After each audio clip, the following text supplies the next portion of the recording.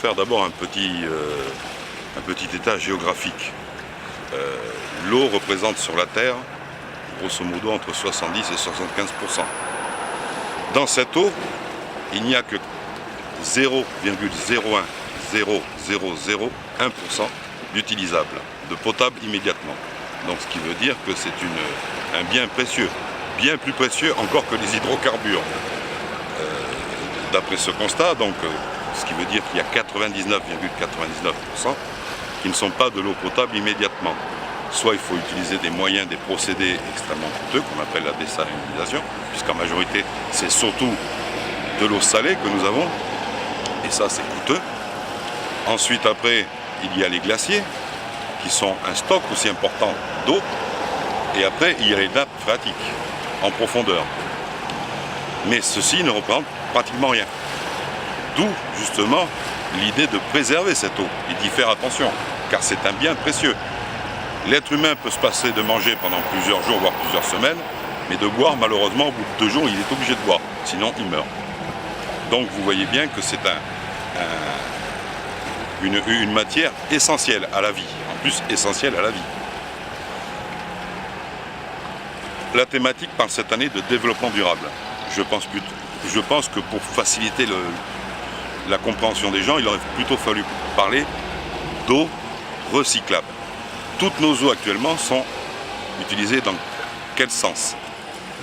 La majorité des populations actuellement dans le monde boivent de l'eau, la rejettent sous différentes formes, urine, excréments, eau usée de vaisselle, de machine à laver, et repartent dans la nature. Bien souvent, ces eaux polluent les eaux qui seraient bonnes à utiliser. Il ne faut pas l'oublier. D'où l'idée de recycler cette eau. La recycler, on peut la traiter et la réutiliser. Après des traitements qui sont, je dirais, moins coûteux que la désalinisation. D'où justement en faire un bien durable. Parce que cette eau n'est pas éternelle. Si on pollue toute l'eau utilisable pour l'être humain, ben, tôt ou tard on aura un problème. C'est là où c'est qu'il est important de bien prendre conscience que l'eau est précieuse. On ne peut pas non plus la gaspiller. Même si nous ici nous sommes plus ou moins bénis, il y a des pays où il tombe très peu d'eau.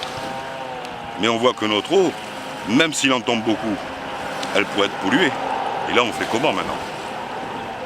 Pour en consommer ou pour l'utiliser, ne serait-ce que pour nous-mêmes, pour nos animaux, pour notre bétail, pour nos cultures. Donc c'est là où il est important de bien comprendre que la ressource, je vais dire, aquatique est vitale pour l'homme et qu'il faut y faire attention. C'est un bien précieux. Alors d'une part, je pense que la société qui avait en charge la gestion de l'eau, la distribution de l'eau au niveau de Port-Gentil et de Libreville, n'a pas renouvelé, je vais dire, son matériel. Le matériel est trop vieux. Je suis persuadé que dans notre ville, entre ce qui est pompé, par exemple si on pompait 1000 litres, malheureusement, je crois qu'au final, on n'en tirerait que 50 litres. Il y a trop de déperdition. Beaucoup trop d'eau se perd dans les canalisations et sont perdues définitivement, car elles n'arrivent pas en bout de chaîne et utilisables pour les populations. Ce qui fait que nous n'avons que très peu de pression, que nous avons des manques d'eau, puisque si pour 1000 litres, il n'en arrive que 50 litres, vous imaginez bien que malheureusement, au final, il n'y a pas grand monde qui a de l'eau. Bon, je pense qu'il faut que les gens, là c'est la population à laquelle je m'adresse, prennent conscience que l'eau est précieuse. Elle n'est pas indéfinie. Si nous la polluons, nous ne pourrons plus l'utiliser aussi vite. Sinon, avec des moyens coûteux. Mais ce qui veut dire qu'il faudra des États qui ont de l'argent pour le faire. Et je vais dire des consommateurs et des citoyens capables de payer aussi pour la consommer. Donc, premier point. Ensuite, après, au niveau des industriels et voire des autorités politiques qui ont en charge la distribution de l'eau, je pense qu'il faudrait faire un grand état généraux, des grands états généraux sur l'eau, dans le sens où c'est que, d'une part, pour la distribution, il faudrait repenser à refaire le réseau pour qu'il y ait le moins de gaspillage possible, car s'il y a trop de fuites, ça ne sert à rien.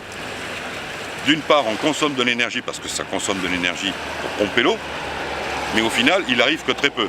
Donc il faut trouver un moyen d'équilibrer les comptes. Il faut que cela devienne une gestion durable et pérenne.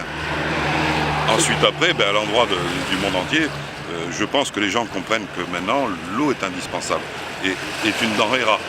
Nous, ici, on n'a pas l'impression que c'est vital.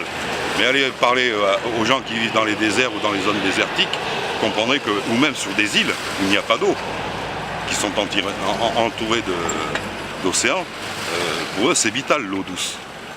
Et cette eau, malheureusement, est en très faible quantité sur notre terre. Accessible facilement, je veux dire, sans grosses unités de traitement et ainsi de suite. Voilà ce que j'ai à dire, et ça, c'est important.